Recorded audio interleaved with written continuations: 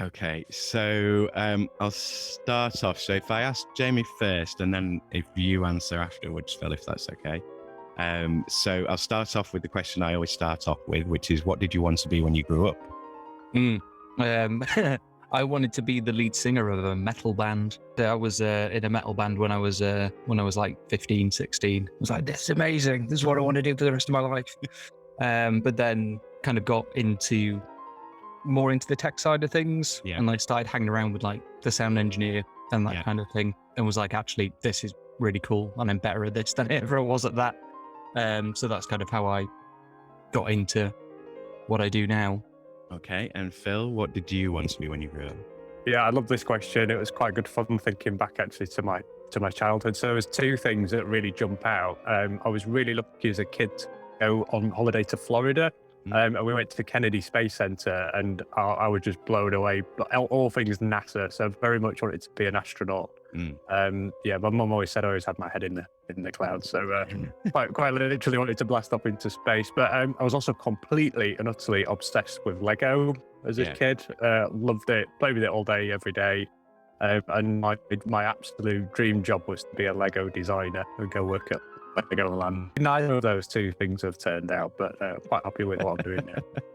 Leeds. What is happening? Welcome to Working Hours, a show about a place called Leeds, a time called now, and an activity called work. My name is Simon, and this is all my fault. We kick off Series 3 of Working Hours with this special bonus episode where I speak to Saye. This was the first time I have recorded two guests at the same time. This is another Zoom interview recorded on the 7th of January 2022.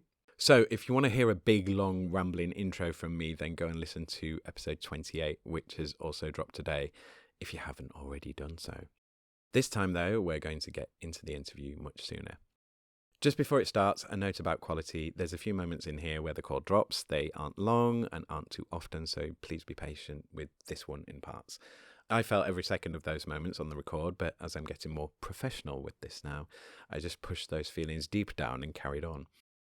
Formed in 2018, Sustainable Arts in Leeds, Saye, is a not-for-profit membership network of organisations and individuals in the creative and cultural sector who have come together to take action on the climate emergency. Philip Holdgate is Head of Production Sustainability for ITV Studios. Phil is the co-founder of Sustainable Arts in Leeds, Saye. He is a Yorkshire and Humber Climate Commissioner and a self-proclaimed stubborn optimist.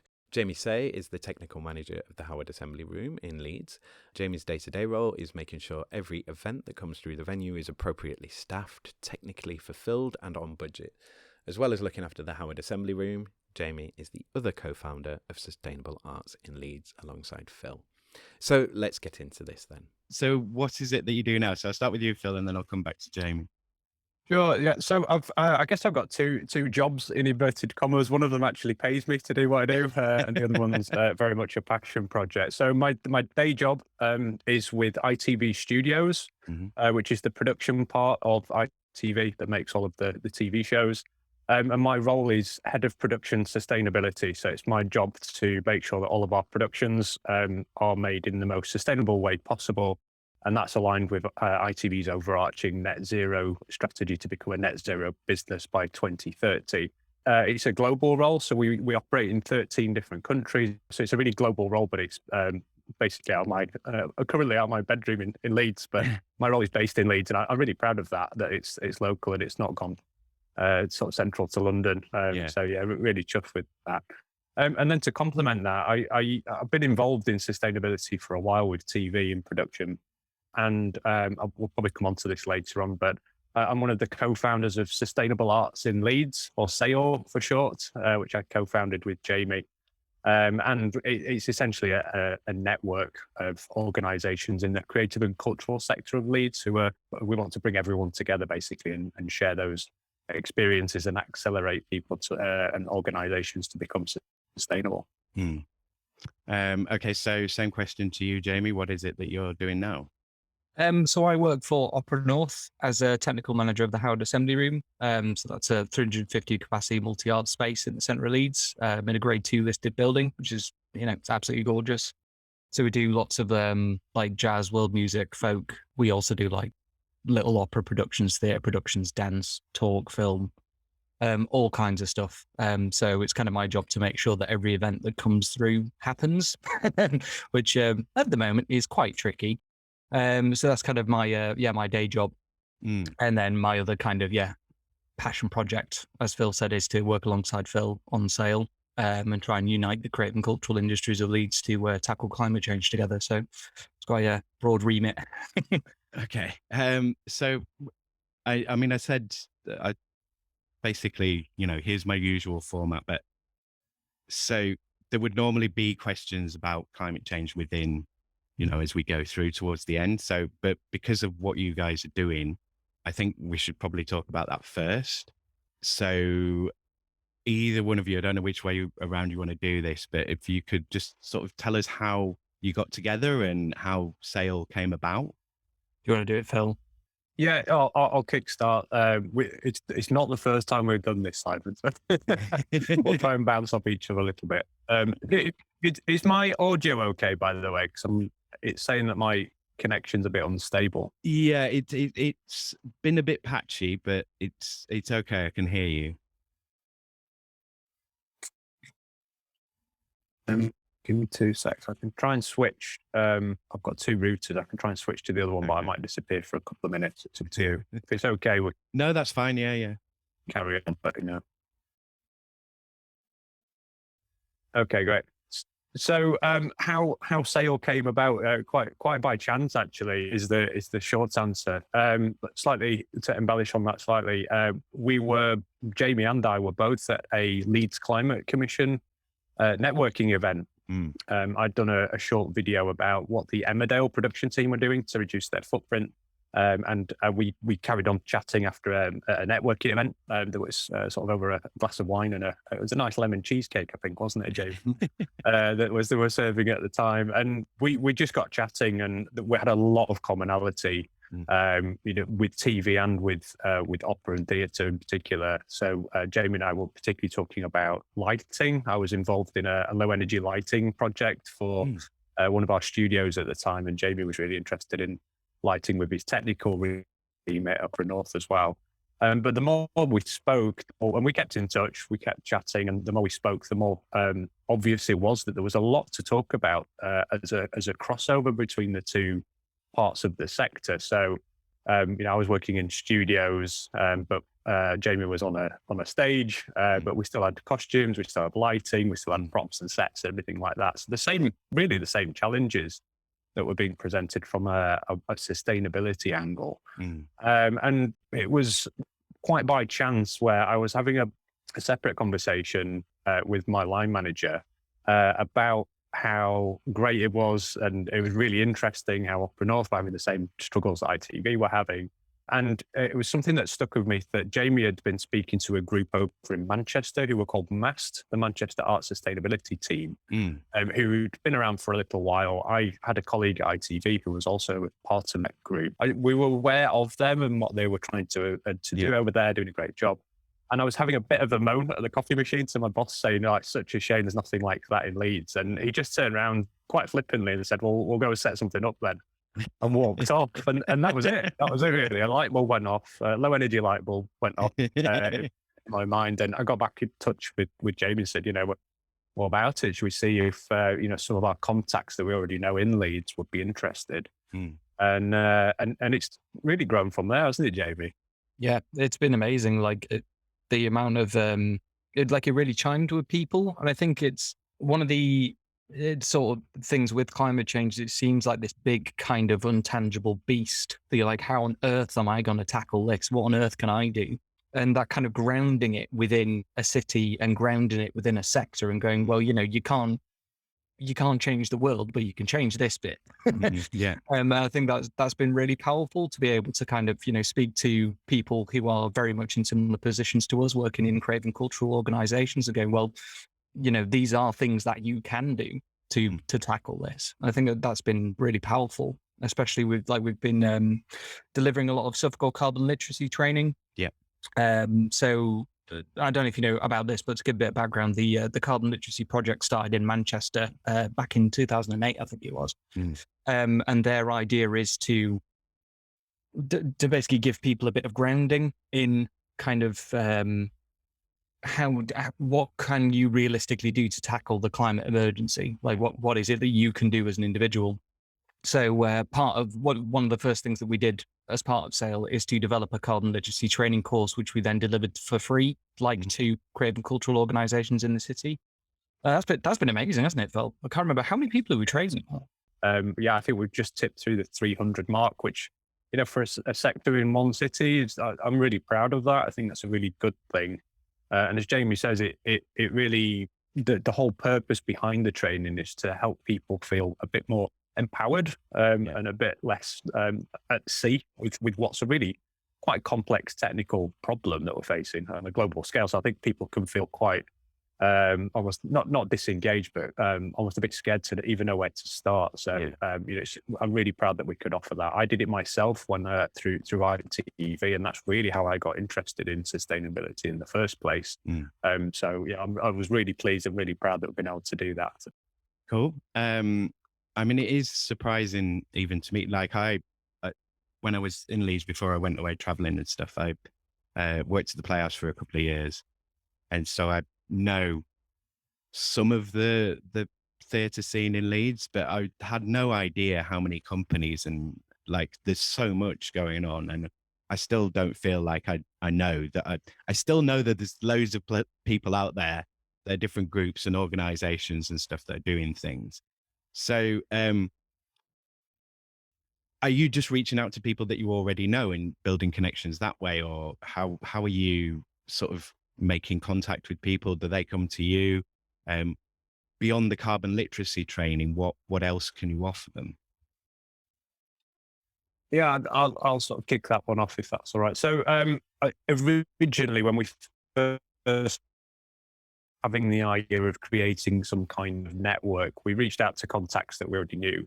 And it grew really quickly and really organically. So it gave us quite a lot of hope that there was a lot of appetite to know more and to be able to do something about climate change and the climate emergency. I just think it was perfect timing. It was at a point where I think general awareness of what was going on had reached a tipping point where, it wasn't, when I first started about 8 or 9 years ago, it was almost you were having to convince people that climate change was actually a thing. There was still a lot of climate deniers. Some of the mainstream media were really unhelpful with that as well and slowing down progress.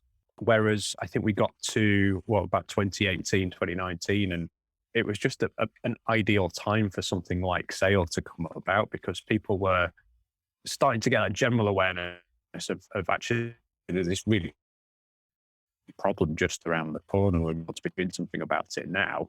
And here's a forum, and here potentially is a help with finding some of the solutions as well. And I think word of mouth spread really quickly, didn't it, Jamie? Where we had people approaching us, we had people putting us in touch with other people, and it's just grown from there. I think we have sort of 80 plus organizations signed up as members now. But I'm the same as you, Simon. I was like, oh my goodness, I had no idea the scale of the culture scene in Leeds. It's really impressive, and it's something that the city should be really proud of. Yeah. And I think it's interesting as well with both of you guys, like with Jamie coming from sort of, I mean, it's commercial theatre, but it's part of you're based in the Grand, so I assume you get some subsidy. Yeah. And then ITV's like totally commercial. So you've kind of covered both sides of that, of the art scene in the UK, I suppose. So that's, I mean, it's kind of kismet that you're both, you're coming from both those sides and having that meeting. So is there anything, I mean, do you have to treat those different sectors of the creative sector differently in how you approach the sustainability element? Yeah, to an extent, I think there's a lot of commonality, and that's really where Sale came from. It was literally that conversation between two different organisations, or two passionate people within different organisations. But when you strip it all back and take the details away from it, we're still trying to achieve find very similar solutions to very similar problems, and that's really where that sort of acorn for the idea really came from.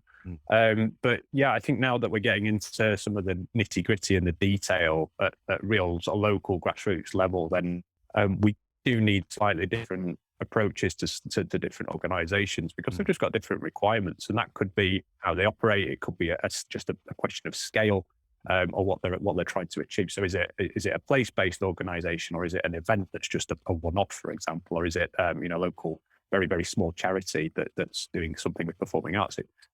They need slightly different approaches, but also they can be part of this much bigger movement. I think that's where some of the really positive stuff from Sale can come from, because we can share. So yeah, I might find something when I'm talking to colleagues in Sweden, for example. There's this new way of building sets out of a composite cardboard material, and that's actually made in Sweden. And my colleagues over in ITV had heard of it.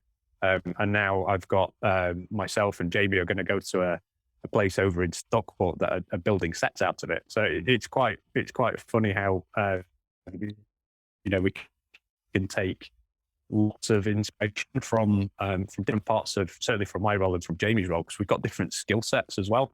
We've been described, in fact, we've probably called ourselves this a few times, but we've had a bit of a bromance where we just bounced off each other, but in a really complementary way. And it's great. I don't know what you think, Jamie, but I've always found it really useful. I've got much more of a corporate commercial angle at times, and Jamie's very much of a much better understanding of what it's like from being more of a centrally funded arts organisation. So it's quite a nice blend, I feel. It's interesting that the funding, from the funding aspect, like some of the levers are kind of it's the same in a way. Like with us being like an Arts Council funded organisation, like the Arts Council, they've been very soft touch in the way that they've approached sustainability, which has been really effective. They haven't, set like hard and fast targets and saying you as an organization must be net zero carbon by 2030 or whatever. A lot of organizations within like the national portfolio, they have set those targets, but it hasn't been like an Arts Council directive. But it has been, I guess, from the Arts Council perspective, this is public money. And I think sustainability in quite a lot of ways is about reducing wastage and reducing kind of your consumption. So, for example, energy prices at the moment are, astronomical. Like they're absolutely astronomical. Part of one thing you can do to reduce your carbon footprint is to reduce the amount of electricity and gas that you're using to light and heat your buildings. Mm-hmm. If we as arts organisations are doing that, then that's less money we're spending, therefore less money on overheads, which means we are spending more money on our kind of art practice, which is what the Arts Council are funding us for. So it's interesting. I don't know what it's like from a kind of commercial perspective, but I imagine there's a very kind of similar ethos there, is there?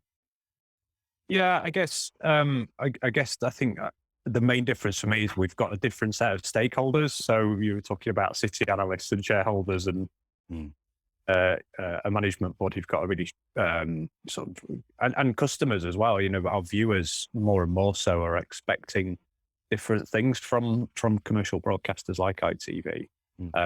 But I think there's some really intrinsic differences between how the two organisations operate. But like I say, from a sustainability perspective, I always come back to the fact that we've just got so much in common.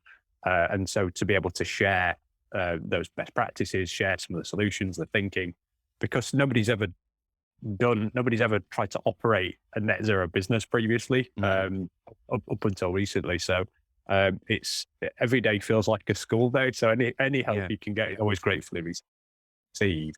Yeah. And there's some fantastic people out there working on amazing, and really what I find overwhelming at times is just how open people are to sharing. And that can be competitors as well. So, I speak to Channel 4, BBC, Sky all the time. I know Jamie has a lot of conversations with other people in his part of the sector as well. So I just think it's an absolute joy at times when you can feel a little bit disengaged with the whole thing at times, because it's a bit overwhelming, and you've got this 2030 deadline looming. It can be quite terrifying, and it's really, really helpful to know that other people are in the same boat and going through the same processes and are happy to share. Yeah, and the fact that you're being proactive as well. It's not just something that's there in the background that's worrying you. It's something that you're actively working on. So it gives you a sense of control to be doing something. it's sometimes hard to kind of keep that motivation there. I think. Yeah. I mean, there's times like last year when, it was again smashing heat records and stuff. And I just remember in the summer just being like, what am I doing? Like, but then, you've got to focus on the things that you can control and do whatever you can. And if everybody gave up, then, we're already stuffed. So Yeah. I think as well, that's where the sort of creative and cultural sector has an absolute unique part to play in the climate emergency. We don't have a huge footprint as a sector, and a lot of the solutions that we need are kind of there. So we just need to find ways to fund it and pay for it, and remove some of those barriers. But sort of carbon emissions reductions and waste reductions aside, the part that the creative and cultural sector really has to play is communicating to the public, and inspiring people and making people be aware of problems and the solutions and what they can do to help, and some of those potentially quite big societal shifts that we're going to need if we've got a fighting chance of keeping global warming down to 1.5 degrees. So it's something we've started to talk about quite a lot more through Sayle. How we do that, I'm not sure. I don't think anyone's quite cracked it fully yet, but the conversations are happening. And I think we've got a unique opportunity in the city with Leeds 2023 as well. I know they're huge climate advocates. They've baked it into their sort of mission to make sure that everything they do, sort of from a public facing perspective, but also from an operational perspective, is as sustainable as possible and aligned with certainly what Sayle are trying to do as well, which is really exciting, I think. Yeah, I mean, I think it's an exciting organisation, and it's good to be working in an area where you're. I mean, it's nice that you can both come into Sayle from areas where you're doing that kind of work already. What am I trying to say here? So, it'd be maybe perhaps. Well, I mean, I'll put this to you, Phil, because you worked in sustainability previously before this. I mean, was that just an uphill struggle, or did you get quite a lot of support within the organisation? No, it's been an uphill struggle. Absolutely, it's been quite frustrating at times. I've only been full-time working in sustainability with ITV for the past year, and that's because our management board signed off our net zero target, so they needed someone to come in and deliver it. I've been doing it unofficially for several years prior to that, but only in our UK production team. So before that, I was managing. I'm kind of on my third career with ITV now. I started off as a trainee production accountant and worked more through a production finance career, and then got into project management. And it was through both of those two previous career paths where I actually got interested and then started to do stuff around sustainability, but at quite a small level. And it just grown and grown and grown and grown from there. So it was absolutely an uphill battle because I didn't have the time to dedicate myself to being able to really focus on, finding solutions, getting systems in place, making sure we're collecting the right data, communicating and engaging with people as well, so that they're aware of what they should be doing and can be doing differently. But then also getting that top level management buy-in as well. I think that's been the big tipping point that I've seen over the past, probably even that's just the past 18 months. It's been really significant. And I now feel like it's that perfect blend of, you've got top-down management support, you've got dedicated resource, and you've that bottom-up groundswell of interest from colleagues who really want to do something, they're really passionate about it. So we're starting to really bake it into the sort of the culture of the business, and there's so much that I can take from that and bring it to Sayle and share. And like I say, you then speak to others who are doing some other great stuff, really, really similar, and it either bolsters your thinking and really strengthens what you're trying to do, or actually gives you a completely different angle, and you can use that experience and sort of replicate it and share it, which is really, I find it really inspiring. It's great. Yeah, it's interesting. There's been a very kind of similar sort of approach within Opera North, like in that kind of, the groundswell of support meeting kind of, the senior management pushing pushing down as well. Like originally, when Opera North first started sort of taking action, it was because the Arts Council changed their kind of funding principles, and they were, at that time, they weren't as overt as they are now. Like when they first started, they were like, you as a large arts organisation who are in receipt of Arts Council funding need to report on your carbon footprint. Yeah. That's kind of all they said. And then we, as a company, were like, well, we're not really doing this. We're not really taking it seriously. So the senior management team decided, well, we're gonna put it to the staff. We're going to create a green team, and then it'll be like a staff action group from all different parts of the organisation, and we'll kind of task it to them essentially. So they did that. Like I put myself forward as like the chair of this green team and started pushing for trying to make the company more sustainable. And again, one of the things that I did with that is, again, the carbon literacy training. So delivered carbon literacy training to all of the staff within Opera, and also with all 250 of us, like senior management, like all the orchestra, chorus, like all the technical team. Everybody's had it. No one is safe. But the really cool thing with that, though, was that it made a lot of the conversations around sustainability so much easier to have. Yeah. And there was so much less pushback every time that you're like, well, that's not really the right way of doing this, is it? And then you're like, actually, no, it's not. So, I mean, there was a really good example. We're in a company meeting yesterday and we're talking about doing like daily lateral flow tests. And then somebody said, did you know you can recycle them? I was like, what? I didn't know that. And it was really cool. And that was straight to the general director. And then the next day it was implemented. I'm like, God, it's so good that it's not just me, banging the drum. It's the entire company, and they come up with things that I wasn't aware of it. And I think that's amazing.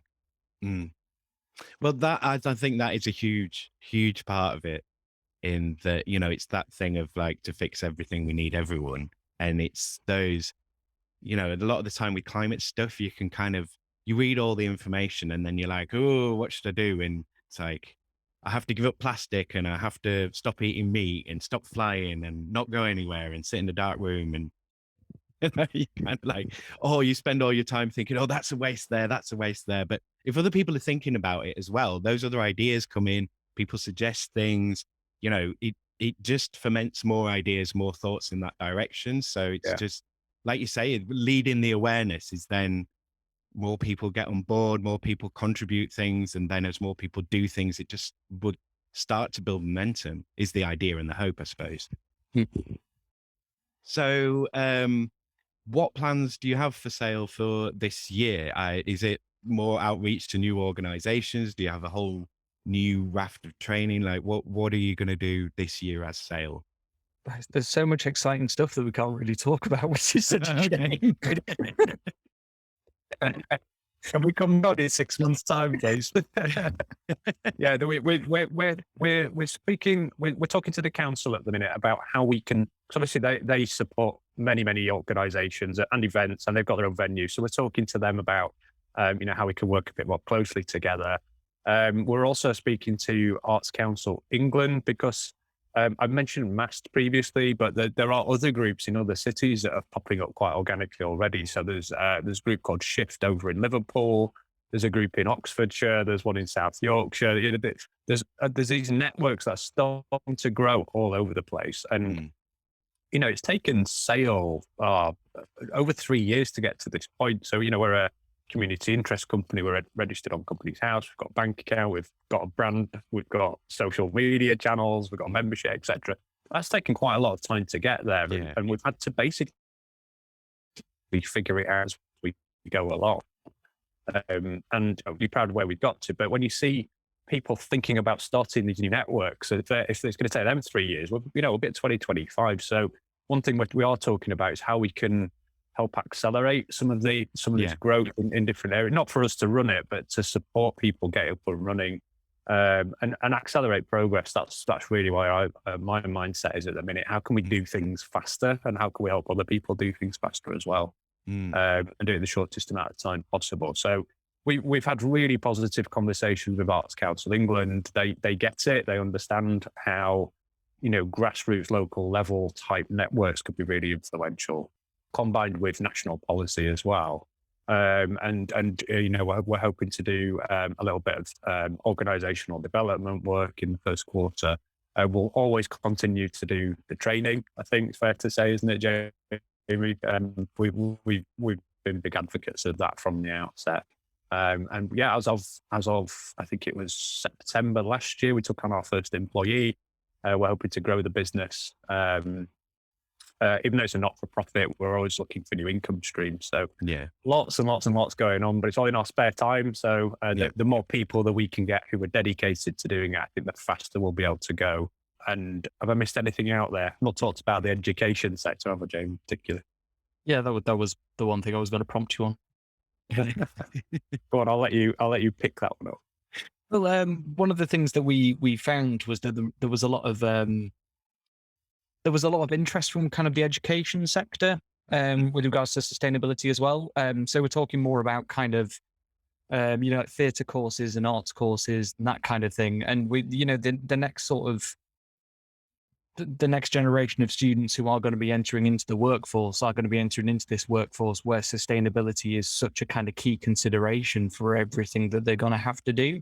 So we were like thinking as Sale, what can we do to kind of prepare, new students who are going to be entering into the industry ready for this kind of new world. And also with a lot of like the climate strikes and that kind of thing, we're like, well, how can we provide a voice to students, to these arts organizations? Because students, I don't think they're very happy with the way that things are going. No. So how can we give them that voice as well? And how can we provide that? How can they challenge us on what we're doing? So we thought there was some sort of like nugget of an idea there. So that's one of the things we've started to explore is like, how can creative and cultural organizations work more closely with the kind of education sector? Yes. And well, do you want to talk about the first thing we're doing? It's a really exciting part of our development. There's absolute wealth of courses that focus on creative and cultural output, but also there's some fantastic institutions that are dedicated to it. So we've got the Northern School of Contemporary Dance, for example. There's the Northern Film School, and there's Leeds Arts University is one that we've got coming up soon. And it's the first time we've done it as Sale, but we'll be hosting a panel discussion. I'm going to do a short taster session for several hundred students as well. So we're starting to make inroads already with the education sector, but very much focusing on creative and cultural courses and output. But there's, again, loads of commonality there, lots that we can do to help and inspire students. And like Jamie says, they're the ones that are going to be coming into a workforce. So either they need to know how to operate in a net zero organization, or they need to be inspired as to how they can be the change makers of the future as well. And again, it comes back to that accelerating progress, but just making sure that young people who are coming through the system are empowered and enabled to meet the needs of the future. So, I mean, some of it to me is it's a mindset kind of thing.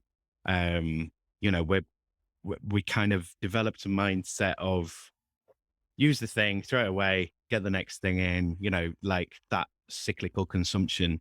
And it's changing that mindset into, well, we can reuse that, we can recover this, we can recycle that, we can, do we have to do that anyway in the first place? And all those kind of questions, do we all need a meeting in Hawaii, or can we just do it over Zoom? So, I mean, you're talking a lot about the production side. So what about content? So in terms of programs, plays, the sort of material that's being put on, is there anything that you can do to kind of encourage those stories? Because in a way, what you're doing is you're pathfinding to a degree of like how to be a net zero company, like you say. You're establishing best practice, all the kind of things that you need to do, but other people need that model. So you're kind of developing the model. So is the next thing to kind of try and push into content and make producers and writers of content more aware and to be putting those stories in? Like, what's your take on that? Yeah, absolutely. I said it previously. I touched on it previously anyway, Simon. I think that that's by far the biggest impact that our sector can have. And how you do that successfully is a different matter altogether. I think perfectly is to have those conversations. I think from my experience with TV, you've got that operational production type group of people who we focused on from the get-go. They're really engaged. There's tools and solutions there that we're asking them to do. The mindset is there, but you've got the complete opposite at times in terms of a bit like oil and water, where you've got the creative editorial type people, and the two don't really mix organically. They just don't. They've got different remits. They've got different day jobs almost.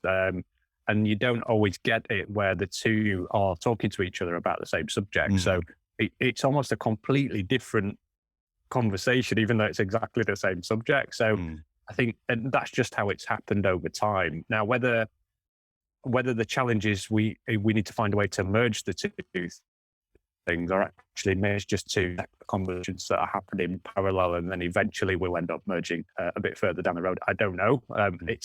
I think, interestingly, both myself and Jamie have got a really practical, technical mindset, and sort of quite logical. Whereas when you're having conversations with creatives, then I'm generalizing a little bit here, but it's almost talking a different language. So you need to find ways, I think, to really appeal to people. And slowly but surely, we're starting to see some fantastic examples of what can work really well, and working really well in Leeds. So, some great stuff that I've seen happening with Emmerdale, which is filmed on the Howard estate. Talking to the Howard House Trust just before Christmas, they've got some great plans for 2022. I know, Jamie, do you want to talk about, you had a production, didn't you, in mind that was going to be made in a sustainable way? Oh yeah, it's going on stage in the next couple of weeks. But that is, again, it's from a recycled set, so it's not really it doesn't really have sustainable content. I mean, one of the things that we are struggling with as an opera organisation is a lot of the operas were written quite a long time ago. Yeah. When people didn't really know that much about climate change. So we're touring something in the summer, which is a performance called The Water Diviner's Tale. Which was a new kind of piece of work that was written about climate change. So, but that's with our education team.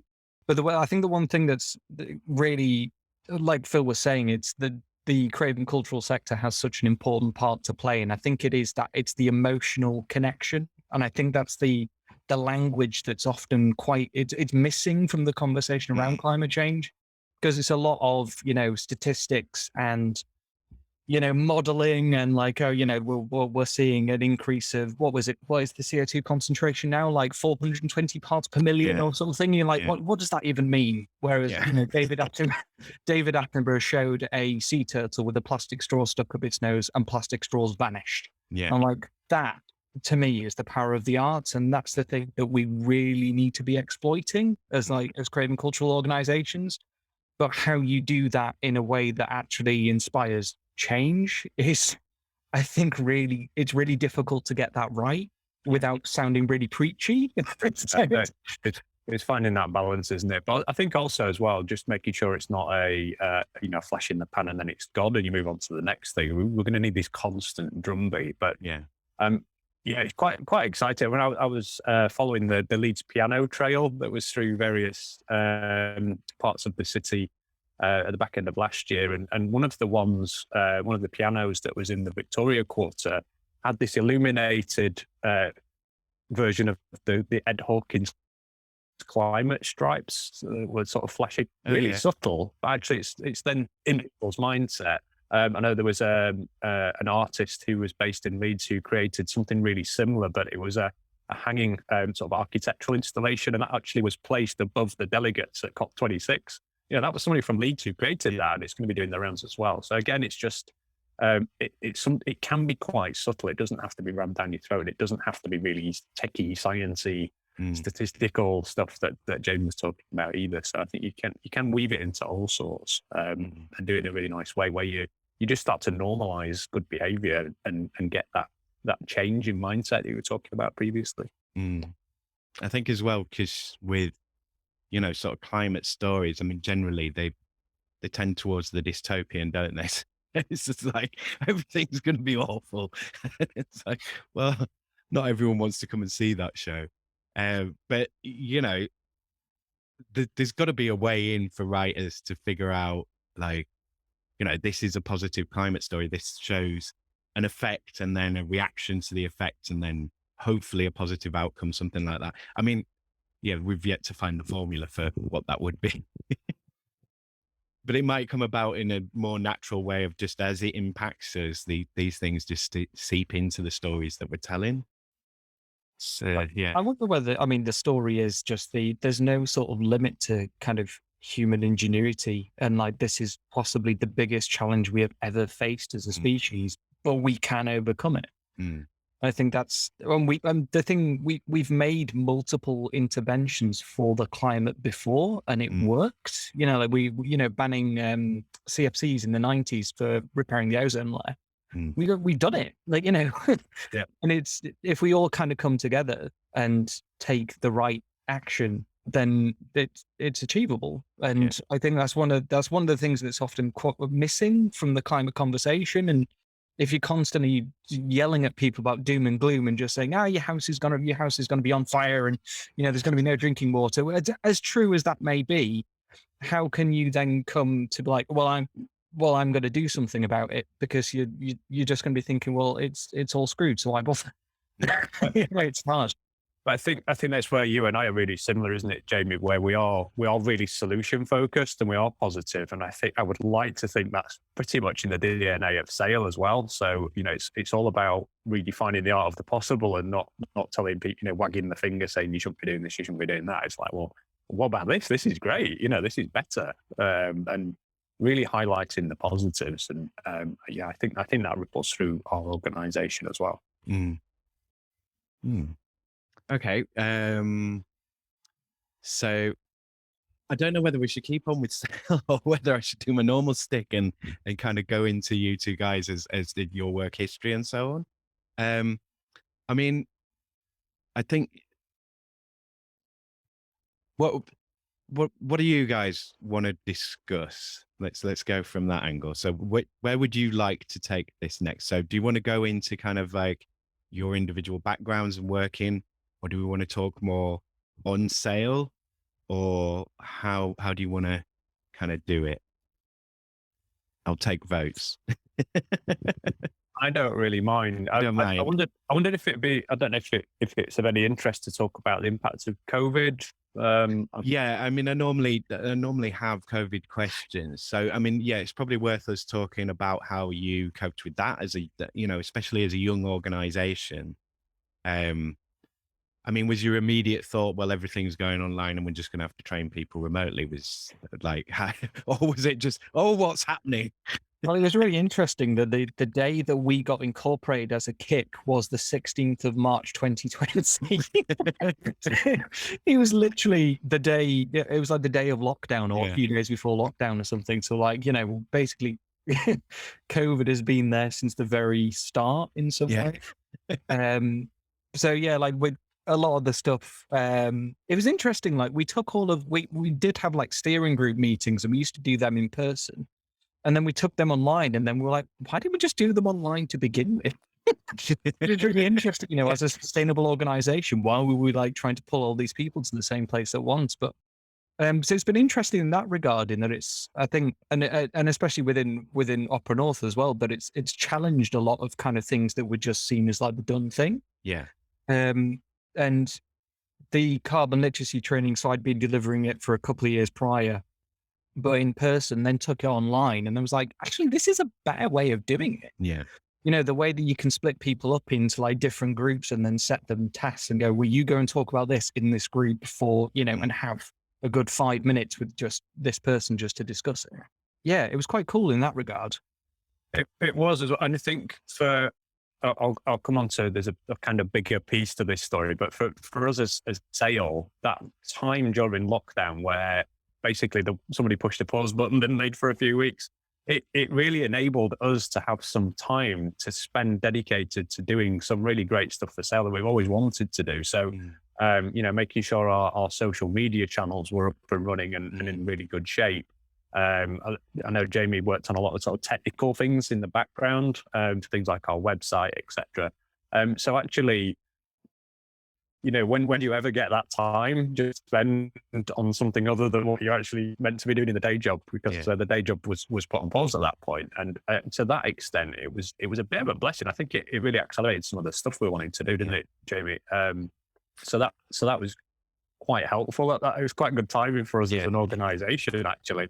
A bit weirdly, even though it was and continues to be a really challenging set of circumstances for everyone.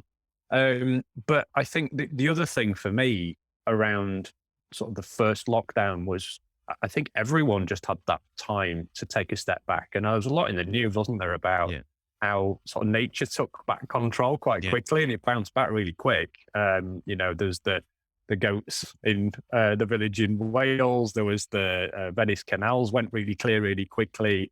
And I just remember walking, my 1 hour's exercise a day, which really cheesed my dog off at the time. But I just remember thinking, the air seems clean, it's quiet, it's more calm, it's peaceful. And I think people took that as a real opportunity to take a step back and go, actually, what is important in life, and when you ever get a chance to do that. And I've noticed a real mindset shift following on from that first lockdown. I don't know if other people have noticed the same, but I think without that, I don't think we'd be quite where we are right now, which is a bit weird, really, when you think about it. But the other part to this around the whole sort of issue around COVID is what an inspiration as to how quick we can do things to make a problem better. We can find a vaccine, we can roll it out globally, we can find money to react to things, we can build Nightingale hospitals overnight. There are so many positives that you can take in terms of lessons learned from what's been a pretty horrific situation, and think, well, okay, how do we tap into that for the climate emergency, and how do we get people to treat it like an emergency as well? So from a sale perspective, it hasn't been all bad. And I sometimes feel a bit bad saying that, but don't let a good pandemic go to waste, I guess, to an extent. But crisis and opportunity are the same word. To an extent, but I'd say it again. I think we're both really positive people, and you need to be so mindful that actually some people have been through horrific, tragic circumstances, and you need to have that in the back of your mind. But also, there's nothing wrong with taking some positives out of a really bad situation and taking them forward, especially when it's something like what sales trying to do. So trying to feel too bad. No, well, it's fortunate for that organization, and that's something that's needed. Like when you were saying about it being quieter and stuff, I mean, I noticed the planes coming back when the planes came back. I noticed the cars coming back. They woke me up one morning and was very angry about that. Cars? And then the planes coming back. I do miss a lot of lockdown, like the quietness and stuff. But nobody wants to be stuck in the house forever. No, it's not at all. So there's a happy medium somewhere, probably.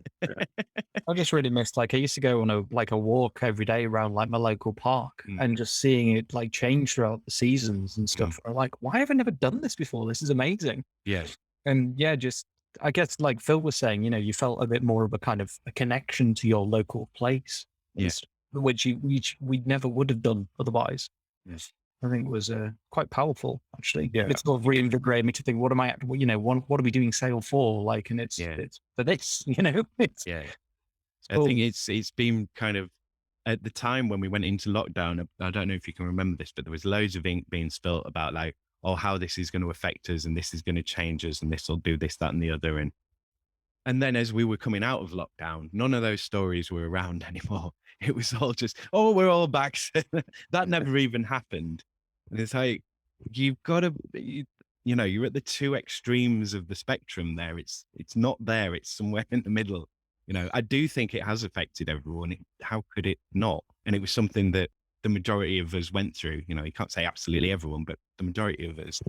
And we don't know how it's going to pan out, what effects that's going to have yet. But as you say, there seems to be a lot of attitude changes. and the way that people approaching things seems to be a bit different. I think some barriers have been broken though. So, this is a great example where we're recording a podcast over Zoom. I'd not even heard of Zoom pre-lockdown. Some of the technical solutions that actually we're going to need to adopt as a new business as usual to be compliant with net zero requirements. Well, this is one of them. I think I always think about this when I'm talking to our ITV teams in different countries. Well, I wonder if, a few years back, I'd have been expected to get on a plane and go and see them and have those conversations in person. There is a time and a place where having that human connection is really, really valuable. Yeah. Jamie's example of our steering group meeting online, we'll maybe once or twice a year, actually, it'd be really beneficial for us to meet in person. Yeah. But also, you don't have to do it all the time, every time anymore. Yeah. People don't have to go into the office 5 days a week, 9 to 5 in the majority. There are social and physical and I guess mindset barriers I think have been dropped, and I think it's here to stay personally. But as long as you get the balance right, and like you said, who wants to just be sat in their bedroom working from home 5 days a week? I certainly don't. I thrive off people's energy at times, but other times actually, it's really good. I don't have that sort of hour and a half's commute where I just feel like I'm wasting time. Yeah. It's time I can spend with my family or my Cocker Spaniel. More to the point, he's very, very happy because he's got company all day long. But having that work-life balance, I think, is a really good thing. As long as we don't over egg it either way or abuse it either way, I think there's a balance to be had somewhere. It's going to be tricky going forward, isn't it? That work-life balance, because currently I'm in my bedroom. Yeah. They're like, where does my work life end and my kind of personal life begin? And I think sometimes there's a bit of a creep, isn't there? Of like, it's one of the downsides of COVID is that I found that I haven't been able to switch off as much as I used to. Like there's something very finite about walking out the door and be like, I'm going home for the weekend. Yeah. Screw this place. Yeah. You can't really do that now.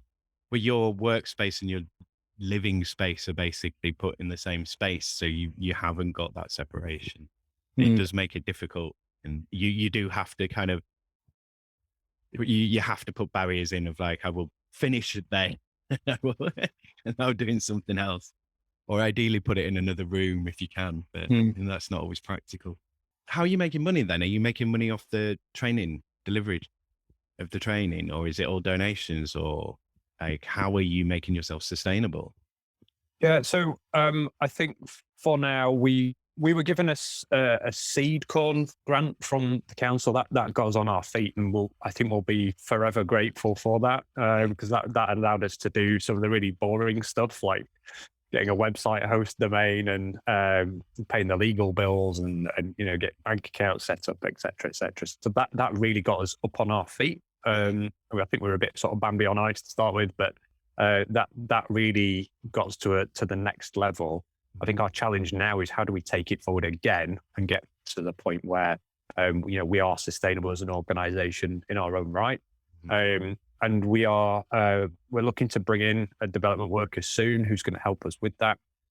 But I think we'll diversify our income from all over the place. We were really successful with our training project last year. That enabled us to do a lot of other things as well. And some of that money cascaded through to the local economy. As I say, we were able to bring in our first employee. We commissioned a couple of videos, so that went up to a new startup creative business in Leeds, which was really exciting as well. So I think we'll kind of leave no stone unturned. Jamie's going to laugh now because I've had this idea in the back of my mind for ages, but I'm determined at some point in the future to have a line of beer that is Saye branded, and we've called it Saye Ale. But Saye Pale Ale. Saye Pale Ale. We narrowed it down, didn't we? But I think we could have a full range at some point. But I guess we could look at merchandising. We could look at sponsorship. At some point, we might want to become a charity, and we can be more sort of donation led. Yeah. We've got conversations with local authority. We've got conversations with national organisations as well.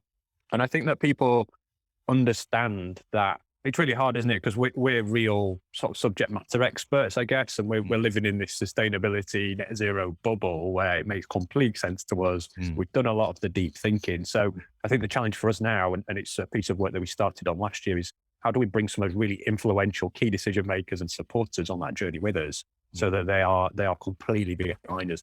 Everyone's saying they're loving what we do, but in order for us to continue to do that and actually help bring about meaningful change, then we are it is going to come down to money. We are going to need some financial backing, but not a huge amount for them. I think we've always punched above our weight right from the get go, and I think that will carry on. I think we can be really quite an influential organisation for not a lot of money.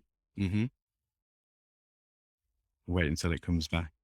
I answered the question properly there. No, you did. You just dropped out just as you'd finished speaking. Right. So, Jamie, from a sort of theatre stagecraft side, what are the different issues that you kind of have to contend with? I mean, to some degree, like TV is something that's in your home. You don't have to travel to it. Theatre is something you have to go out to. And it's also going through a hell of a lot more difficulties, again, because TV can be produced and then beamed to you. You've got to have live performers in an actual space with a live audience, all of which is transmission risk in the middle of a pandemic. Audiences numbers are dropping at the moment, but then you've still got to put on shows because you can't be closed down. So if you want to talk about some of the theatre aspects and the particular things that affects the stage side. Yeah, absolutely. And yeah, you've hit the two biggest ones, especially for us, for Opera North, especially, we're a touring organisation. So by far our biggest carbon footprint is audience travel, which is people coming to us. And it's one of the things that we have the least control over. Yeah.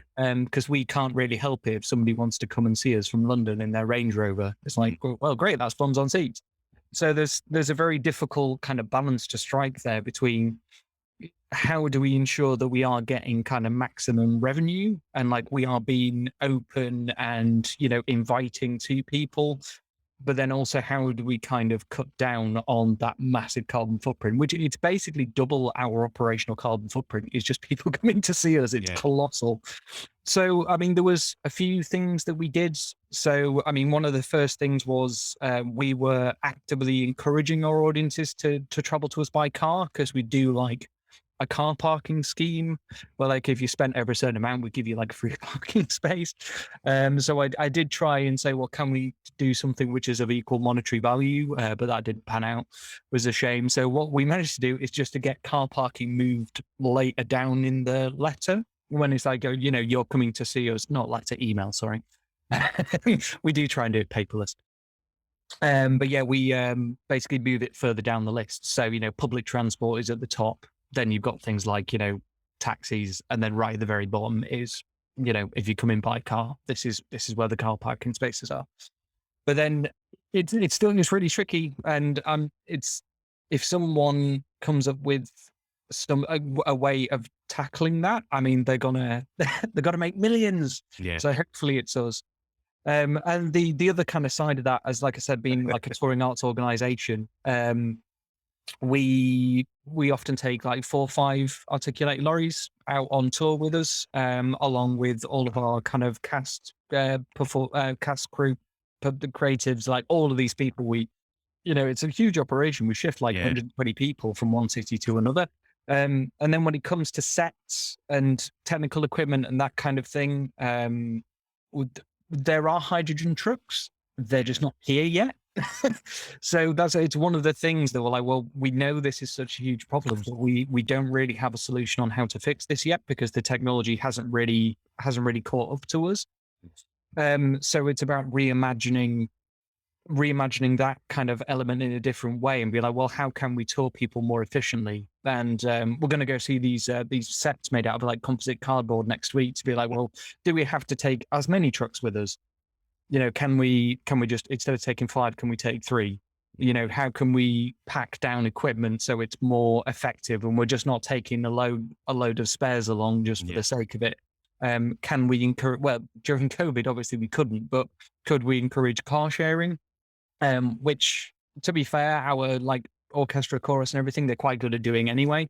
But is there some sort of incentive that we can offer to kind of reduce that bit? And I guess that's one element that maybe sometimes gets a bit overlooked, or like people kind of think, oh, well, we're going to have to just like scrap all of our sets and travel on bicycles. You're like, no, that's not what we're saying at all. It's actually, it's about reducing, and it's about being as efficient as possible. And then whatever you can't do, then that's maybe where offsetting comes in. If you genuinely can't do anything about that bit because the technology isn't there, or it's cost prohibitive, or whatever, then maybe that's an inroad for offsetting. But that's a whole other thing. I wanted to also talk about, so supply chain wise, and with basically people you're purchasing from, as well as people that you're selling to,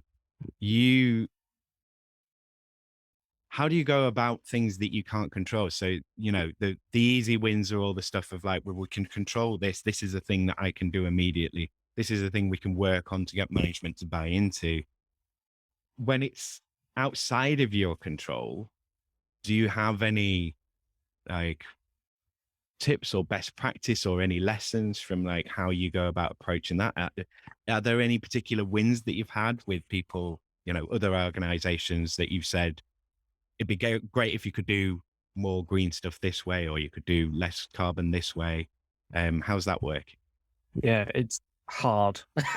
So you're kind of talking more there about like scope 3 emissions. So like your scope 1 is your direct. So that's things like any gas that you burn, like as if I'm giving you carbon literacy training here.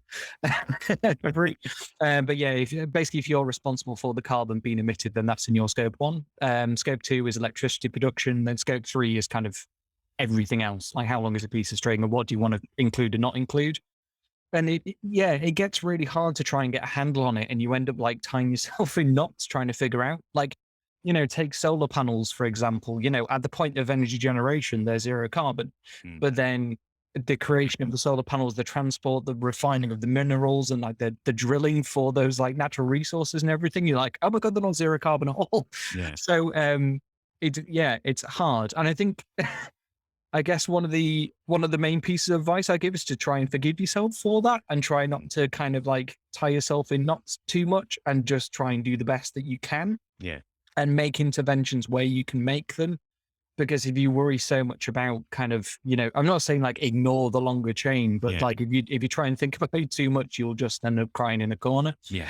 So just try and like control the things that you can control. And then once you've kind of solved that, then move on to the next thing. So, I mean, I'm trying to give an example. I can give bad examples of things that we did. It's an interesting Yeah, story. lessons learned. Bad examples can be good. Yeah, one of the things that we did, totally my fault, within Opera North is, we formed the green team and we're like, right, we're going to take action. What are we going to do? And we're like, down with plastic, and like, brilliant.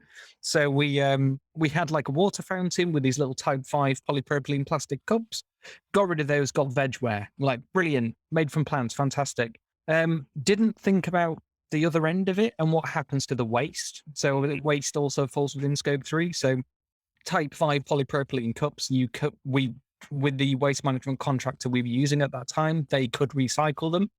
The vegware ones, they went to the recycling plant.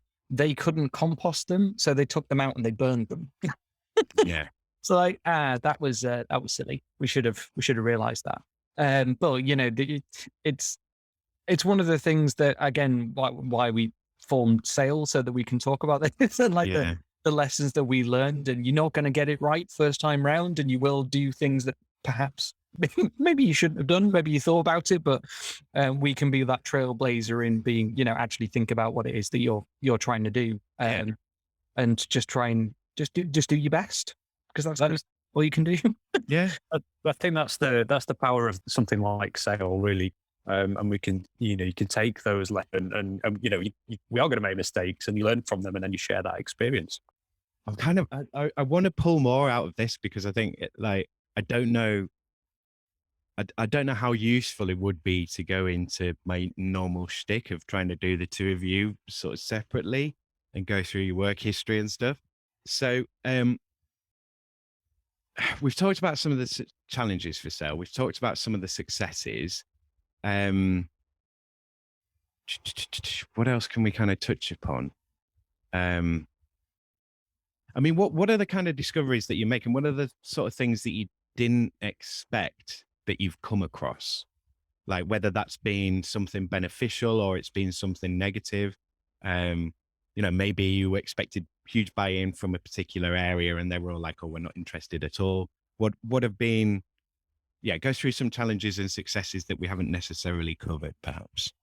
Can we just pause there a second? Yeah. I'm gonna switch my router because Okay. I've moved and I'm still on the old one. So can I just get about a minute? Yeah. I'll see you soon. Yeah, I don't want to shortchange you either. I don't want to feel that, we've not gone through what I would normally go through. But I think because we've started with this and because I've got both of you here, it seems logical to stay in this area. Yeah, that's cool. Yeah. Yeah, it's whatever you think would make for a good podcast. It was pretty easy going. I'm not sure I know the answer to that yet. I've said to other people, it's like, when I get to 50, then I think I'll know what the show really is. So I've got my own ideas of what I want it to be and where I want it to go. But, like there's a difference between the theory and the practice, isn't there? So. Oh, yeah. Hopefully that's better. That sounds better. That sounds a lot better. Yeah. So, I was just saying to Jamie, I said to you before you went, I think we should stay on sale. I don't want you to feel shortchanged that we've not been through the normal podcast format, but I think as we started on this and I've got both of you together, it's probably the best area to stay in. So I would ask, so I normally have a question on UBI, so Universal Basic Income. So putting that kind of idea to you guys, what would be helpful to you outside of the work that you're doing in sales? Like, what are the kind of wins that you would like to see in the broader society, which obviously there's political risks to that question of how you're answering it. But, is there anything that, for example, something like UBI, would that be a benefit to you? Because to me, I can see the benefits of, well, not everybody has to go out and not everybody has to look for a job. And, people have more time to themselves, having more time to yourself and slowing things down, which goes back to lockdown again to a degree. Like slowing things down and the pace that things happen at would reduce carbon because we're doing less stuff less often. So we're burning less energy. Kind of makes sense to me.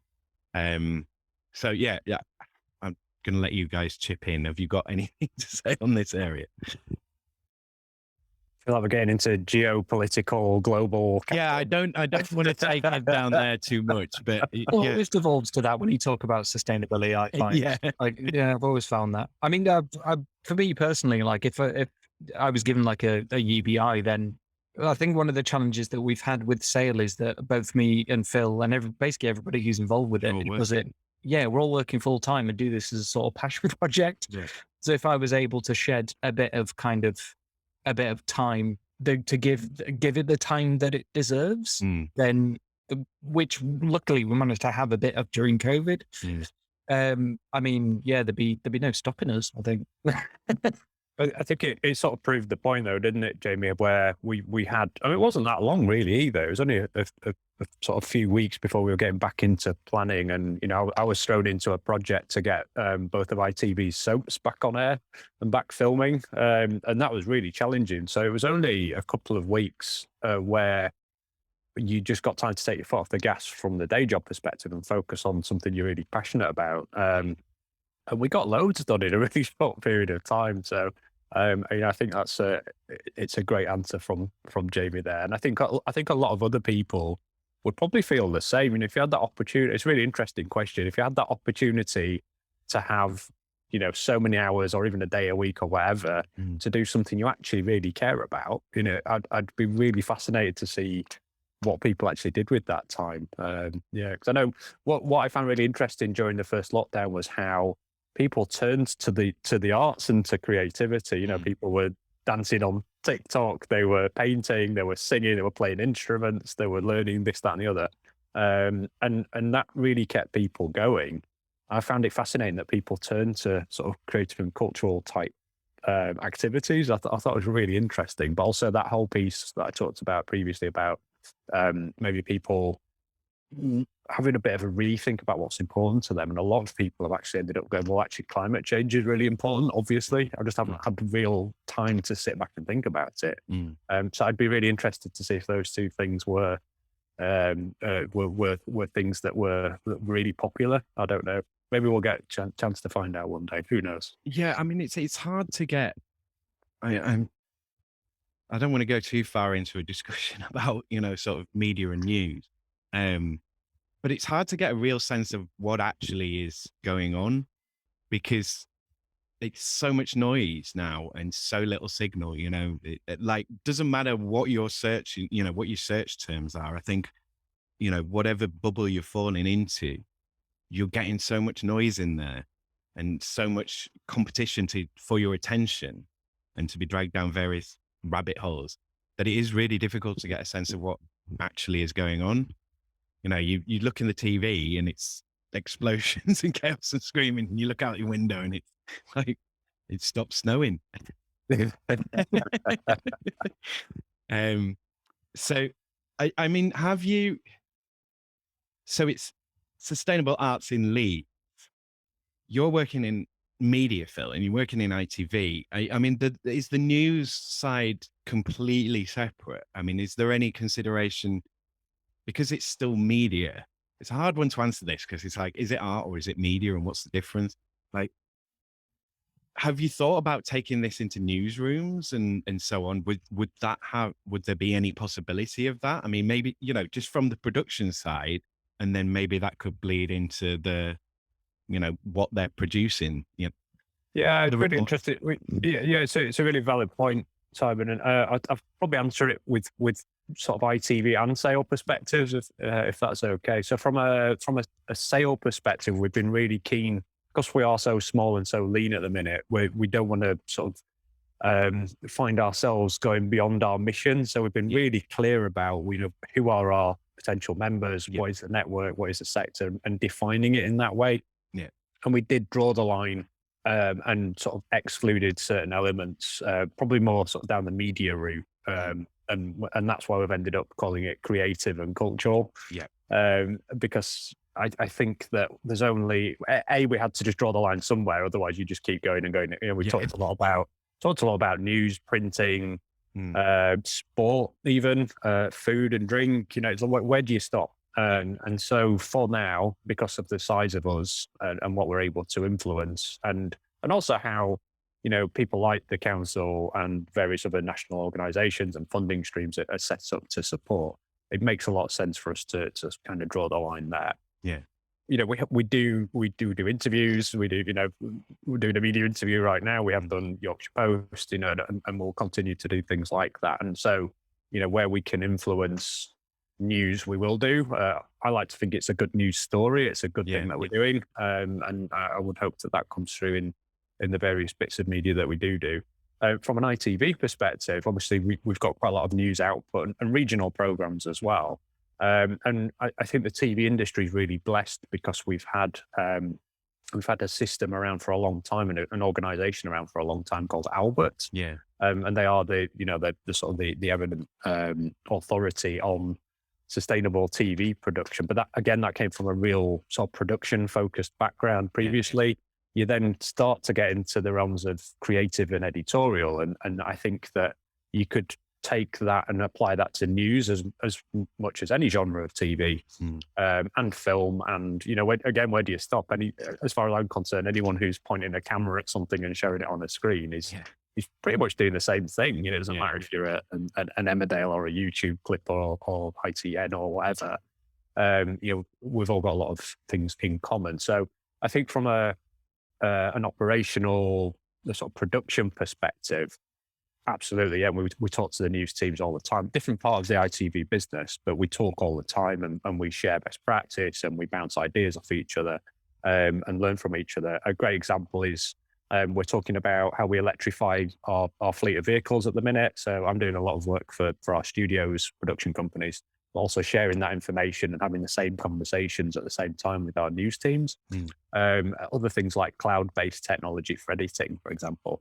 That started out as an idea and a concept from the news teams, and that's been adopted by studios. So from an operational perspective, there's already a lot of commonality and a lot of sharing and collaboration on working towards best practice, which is really exciting. From an editorial perspective, it's really, really fascinating is that conversation with the news teams, because they have to maintain their independence in order to maintain their credibility.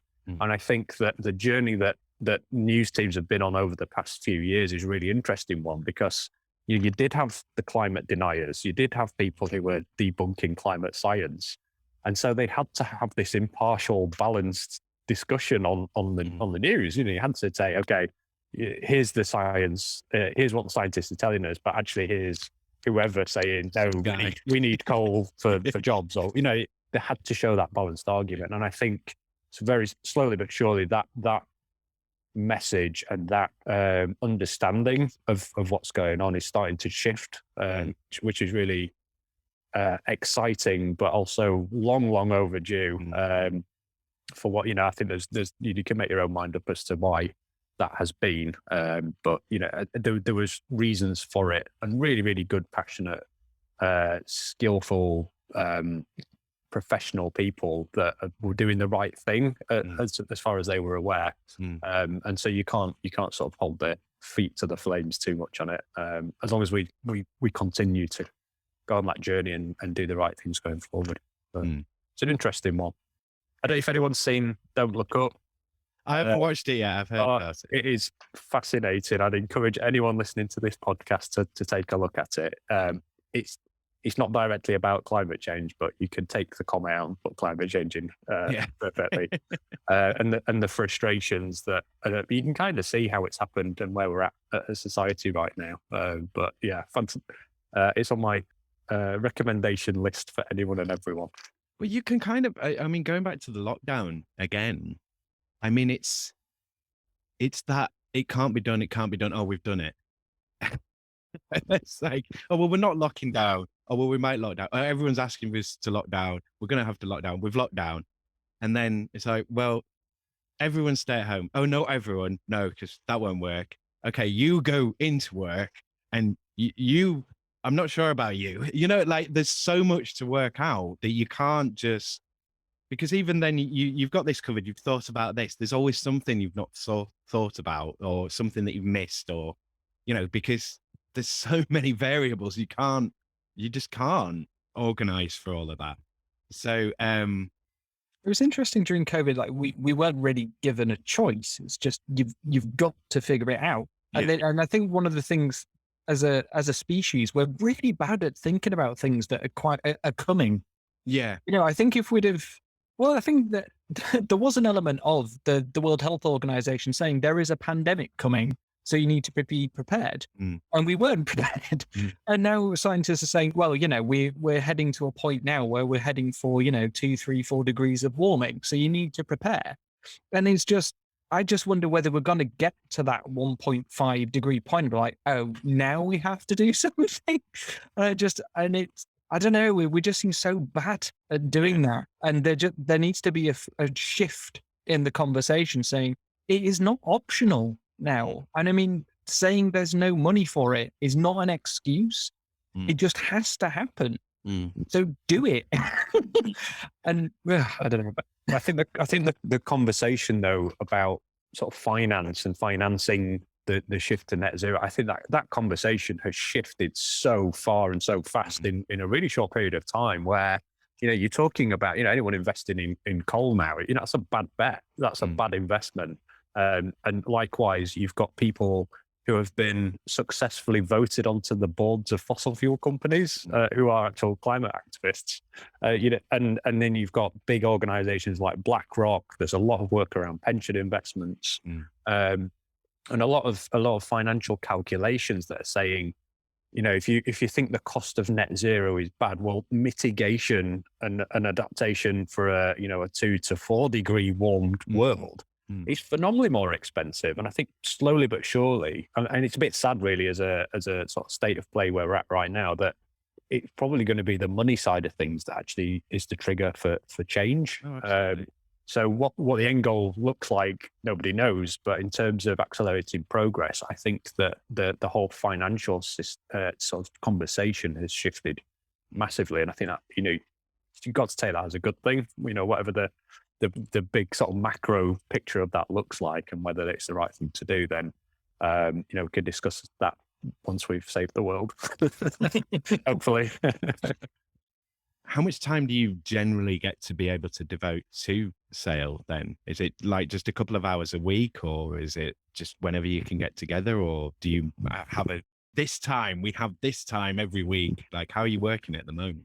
I think it's fair to say peaks and troughs, isn't it, Jamie? And we try and balance out where, if I know Jamie's particularly busy, I'll take things off him and vice versa. And we make it work. And we do have some people who are happy to roll their sleeves up as well and help out. Obviously, we've got Helen, who's our project coordinator, who we've got on our books at the minute, who's been an absolute godsend because she's got that time. And it's something we've never really been able to do, is actually go out and engage with our members properly, one-to-one almost, and go and have those conversations. So that's, A, it's raised our profile, but B, it's making people have Sayle in their mindset when they're talking about sustainability, and the conversations that are coming from that's really exciting. And then we have set times. The way I like to work, I've got set things in the diary. So I have a half-hour catch-up with Helen once a week. If we have anything from a company perspective, then there's a current board of 3 board members where we've got certain things that we need to have in the diary on a regular basis. But from my perspective, I fit things in and around everything else that we've got going on, and which is a bit frustrating at times, but also quite fulfilling. And other times it's evenings, weekends, whilst you're out walking the dog, and kind of never switching off from it really. But I think what I'm finding now is it's an absolute blessing that my day job is aligned with my hobby, if you like, my sort of passion project, in that my mindset is always aligned, albeit on different scales. So I've got a day job that's at a global scale, and then I've got the sales side of things that's local grassroots. But that's a brilliant perspective to have at times, and it's really helpful to not forget either side of it, and to take inspiration from both ends of the spectrum as well. So it's a frustration at times for me. I don't know about you, Jamie. No, I'm the same. I try and find time for Sayle in and around either the stuff that I'm doing at the time, but similarly, like my day job is aligned with my passion project. So. And my boss is quite happy because it, makes up an awful lot good. So he's quite happy to just spend as much time on it as you want. The normal work gets done. So it's cool to kind of have that support. I just wish I had more time for it. Yeah. Just like to get both of your thoughts on this. So I do think that it's important that you are both working and you're both in the industry and you're doing this, because if you ended up doing Sayle full time, the actual practical day-to-day work experience, it'd still be there, the knowledge would be there, but it'd start to fade, and you're not up to current events. And so what are your feelings on, do you think you'd be better off working on Sayle full time, or do you think you've got the balance right at the moment?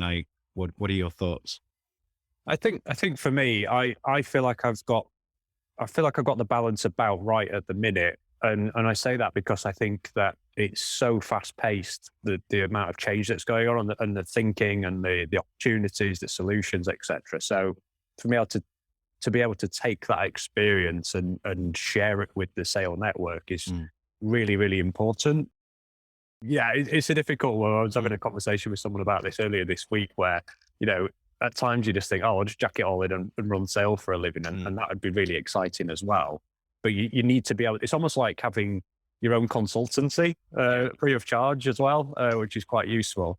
But I think there are ways of keeping your finger on the pulse, even if you're completely embedded within and doing that as your day job potentially. So again, I think that's where the power of the network and also this idea of having a network of networks all around the country, you're just constantly sharing that information. So I don't think having people who are just primarily running sale would devalue what they're doing just because they're not operational at the time, because it's the power of the network is through the contacts that you've got. Otherwise, it just doesn't exist without it. Yeah. And your own personal experience is only a small fraction of that. What you're actually doing is lifting experience and taking inspiration from all sorts of different places and different sectors as well. We're both part of, well, Jamie's part of the Leeds Climate Commission. I sit on the Yorkshire and Humber Climate Commission. And that's from everyone from all sorts of different walks of life and different sectors. And you're just constantly taking inspiration. It's going to sound quite ironic, and it is not meant to be, but I listen to a lot of podcasts. You'll be pleased to hear. And some of those are absolutely fascinating. And that's things that are happening in different countries, different sectors, completely different people you would never normally sort of cross swords with or deal with in your day job. So I don't think there's a right or wrong answer to that. It's a good question, but I think I personally, I'd be happy either way. I feel really blessed that I'm able to merge the two at the minute, but who knows what's going to happen around the corner. Well, exactly. Amy? Well, Phil said. I agree with Phil. I'd be happy either way. And I think it would be really good, like with, if I had more time to spend with sale, to be able to really dig into the kind of the richness of what's going on in Leeds. And I think really sometimes we only ever scratch the surface just by the amount of time that we have to dedicate to it. But there's so many amazing people working on so many amazing things, and I just think it would be incredible to be more immersed in that. It'd make it feel a little less doom and gloom, I think. Do you do any end of year reports or anything? These are like, sales first year and what we've achieved and stuff. I didn't notice it on the website. Is that? Yeah, we did our first one last year, didn't we? Right. Was it around April time-ish? Yeah, we're probably due to do another one, but it's on Company's House because we had to submit. Oh, okay. I could have sworn to put it on the website. Maybe I didn't. I was looking on my phone, so maybe I just didn't notice it. It might be in the members area potentially. I don't know, but Possibly. So we do an end of year report for the council as well. Obviously, they've supported us financially, and I remember it clear as a bell last year how proud we were when we pulled that together. Going, oh my god, look what we've done in such a short period of time. I think it's really exciting. I'd be fascinated to see what that looks like for 2021's report, looking back over the last year. And I know through our social media channels, we were looking at doing a kind of 12 days of Christmas type of sign off for our newsletter.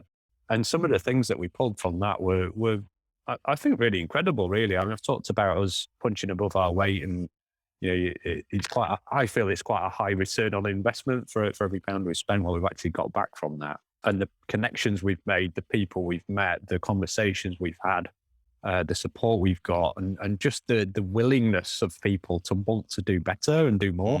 I think there's a big appetite for it. Absolutely huge appetite. Absolutely, Simon. And that gives me a lot of hope for the future.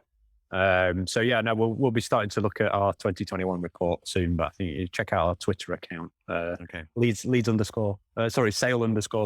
our 12 days of Christmas, and it gives you a bit of a flavour of what we've achieved over the past 12 months, and long may it continue.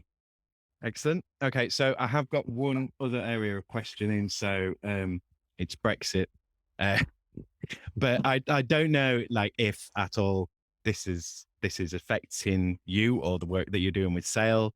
And the only way that I can think that it might affect it is possibly in some supply areas, possibly staffing areas, but anything else. So is Brexit even a factor for you guys at the moment? Is it something that you've come across or had to consider as yet? It's tricky because COVID and Brexit kind of happened maybe at the same time. It's sometimes hard to kind of pick apart which one is the fault of which. Yeah. So we're obviously facing like supply chain issues and some issues with staffing, but it could be either, and sometimes it's both. So it's been quite hard to pick apart which one has been the bigger problem, really. I don't. What do you think, Phil? I think I did completely agree. It's really hard to say which is causing what problems. Obviously we're heading towards a period of inflation, which is going to impact. There is no money in our sector. It's a fact. So people are going to have to make tough decisions at various points. And I guess my fear is that could sort of ripple through to people's appetite to spend a bit more money on green solutions or investing in things that in the long term will pay dividends. But you get into a point of short termism if you're not careful. So it's going to be a challenge. But also that, I think the potential sad part of Brexit for our sector is losing that wealth of sort of diverse talent and the amazing people that you deal with on a day-to-day basis. If they are restricted in their ability to come and work in our country and in our city, then that's not, in my personal opinion, that's not a good thing. But I think we're just too early. We're not out of COVID and we haven't really settled on what Brexit Britain looks like, irrespective of my own personal opinions of the topic. So, yeah, I guess we're just going to have to wait and see and ride it out and make the best of the situation we're in. I mean, just on this, because I knew we wouldn't spend too long on this one, with the equality, diversity and inclusion sort of agenda, and especially that's like, I mean, it's big in the corporate world at the moment from the looks of LinkedIn. It's big in the media from what I've seen on some of the media stuff. Does that pick up any of the slack from, that diversity lost through Brexit, do you think? Or could it, like trying to diversify the existing workforce? Are you seeing much of that work going on, or is that having any success? Or I think similar to sustainability, it's something that people are far more acutely aware of than they ever have been before. And I think it's going to take time for that to actually, come to fruition and to get to a point where, I guess, where I keep coming to in my mindset is what we're actually trying to do is create a new business as usual. I don't actually like the phrase business as usual because we should never stand still. We should always try and progress things and improve what we're doing. But if we're talking about wholesale systemic change that has potentially caused barriers in the past, then it's not going to change overnight. And it's fantastic that it's right up there as a top agenda item. And it's been a long time coming, and far too long to be part of the agenda as well. But in terms of us being, a sustainable sector in the broadest sense, I'm not just talking about environmental, then we need to find a balance of all of these things, and finance as well. How do we make sure that we are a financially sustainable sector as well? Diversity, inclusion, environment, sustainability, etc. all needs to be part of that. And sustainability for your employees. I mean, like, I'm sure TV's similar to theatre in terms of casual staff, short-term contracts, 0 hours contracts, like people coming in, coming out, people having to find work. And, there's always people moving around, and it's not always easy to kind of, I can get a mortgage based on this job. And just, it's not just with the whole sustainability agenda. It's not just about making your business sustainable, like the organization, the bricks and mortar and the idea and the brand. It's the people as well. And then training, like both your industries require heavy amounts of training and development and increases in skill and craft and knowledge. And there's a lot of things to deal with.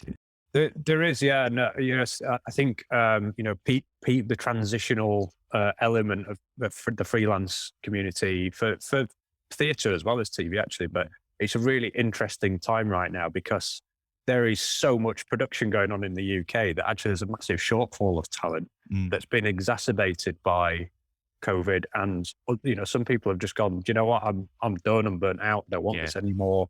I'm going to focus time on my family. I want to get into sustainability. I've heard a few times as well. So you've got that blend of a huge increase in demand, but also a shortfall in supply for various reasons. And again, it's going to take a little while to sort that out, I think. I'm not sure if people, I don't know if you've seen any of this, Jamie, where people from the sort of performing arts theatre sector are transitioning into film and television. But a huge part of it are kind of victims of our own success because of the incentives that are there for high-end drama, especially, as well as other things, mean that the amount of production in the UK at the minute is astronomical. And that's put all of the balls are very much in the crew's court, not in the production's court. So, the plus side to that is that you are seeing rates of pay increase, but the downside is that you've not really got that stability. But it is what it is, unfortunately. It's kind of the nature of the beast. So it's a really buoyant time if you're a crew member. So make hay while the sun shines, I guess, to an extent. But it's a really, really fascinating time right now for the sector, for sure. Jamie, have you anything to add to that? Yeah, it's obviously interesting for us because film and TV keep stealing all our crew. But yeah, it's there's interesting that sustainability means so many different things, and it is about reducing your carbon footprint, your environmental responsibility. But as Phil was saying, it's about financial stability, and like you were saying, Simon, around your the stability of your staff and the sustainability of you as an organization to carry on.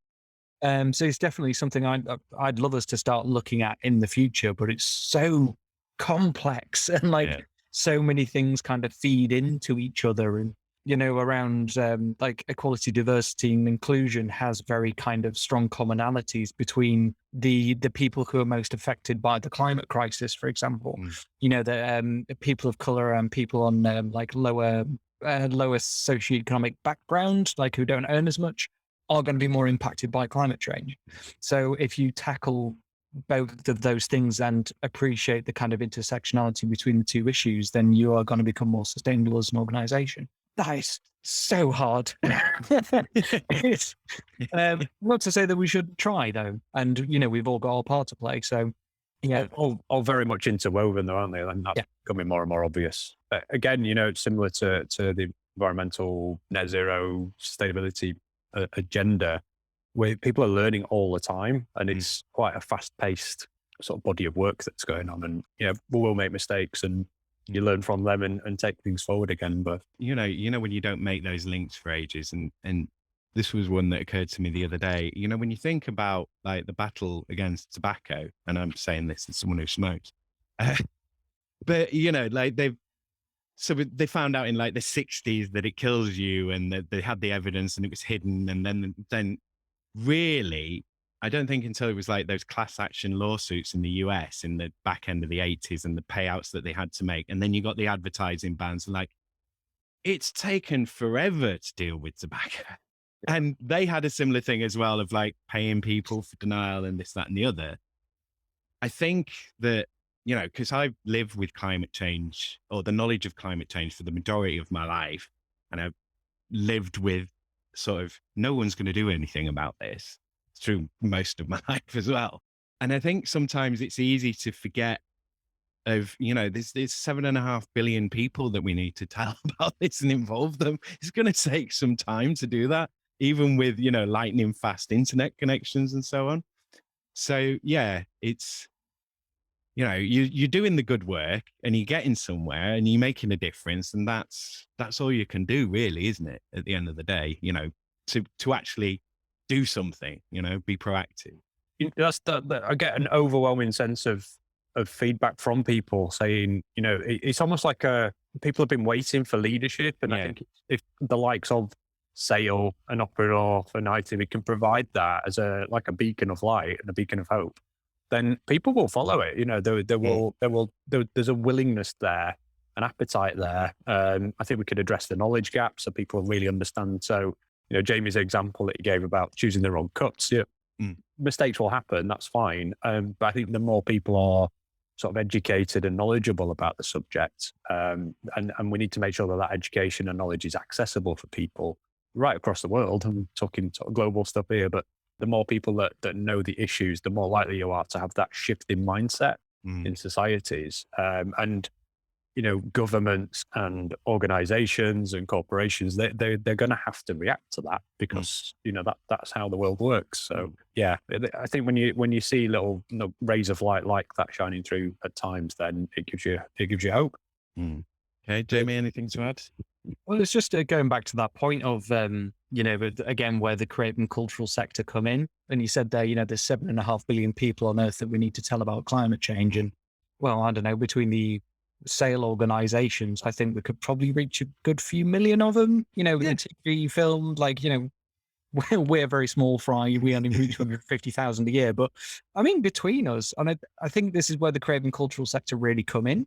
And like, we have a reach that scientists could only dream of, and a captive audience where we can beam climate messages into people's brains. And, we're very, very good at storytelling. So that we have such a huge part to play, and it's how we unlock that. And I think that's, again, one of the things that we need to be working on as Sale is to encourage arts organizations to be that kind of authority. Well, not authority, but kind of speak from a place of knowledge about climate change and try and influence their audiences to do the right thing, essentially. Without being preachy. Yeah. And that's the hard bit. Having said that, I think it's a really exciting opportunity though, because my experience of virtually everyone you ever cross paths with in our sector is that you're full of some of the most creative minds out there, and actually a lot of people who work in the sector are just natural problem solvers as well. Really sort of quite innovative thinkers as well. So you've got that really nice blend of sort of creative and problem solving. Then that's really what we're after. I think David Attenborough said it recently, where he said, the science is undeniable. The challenge of climate change now is a communications challenge. And like Jamie says, that's what we're geared up to do as a sector. That's what we do for a day job. So how do we harness that? And I think that's the next challenge for us. What's your next challenge then, Leeds? Why not come on Working Hours and tell me? Thank you again to both Jamie and Phil for being my guests. Thanks as ever to all my guests, and thanks to you, Buggerlugs. That's Yorkshire for big ears for any non-Yorkie listeners out there. Thanks to you, most of all, for listening to this. Follow this show on Twitter at Working Hours 3 and on Instagram at Working Hours Pod Leeds to find out who and to know when episodes are being released. I will get better at notifying you of that. I'm also on LinkedIn, linkedin.com/in/Simon-Treen, or you can go to the company page, linkedin.com/company/Western-Studios. Western Studios are on Facebooky too, as am I, if anyone who listens to this still goes there at all. Western Studios, by the way, is my podcast company. If you want to make a podcast in Leeds, whether it's for a cause, a publicity campaign, a product promotion, or your own passion projects, then get in touch with me for support, advice, and guidance on it. You can speak with a real loiner who is actually in Leeds, that you can actually work with on making podcast content rather than wading through articles and videos and podcasts about podcasts. Western Studios can take on your podcast admin, recording, editing, transcription, whatever. Got an inkling that you'd like a podcast but don't know where to go from there? Hit me up at makemypodcast@western-studios.com and let's make your podcast. Save the hassle, save the headache, and make your podcast with a Leeds-based, in real life podcast producer. Or once again, you could be the belle of my ball and join my Patreon to support Working Hours. Go to patreon.com/workinghourspod right now and sign up to help me get 1,000 loiners on Working Hours. If I get 2 more Patreons, then I pinky promise I'll start putting more info up there about the show on the reg.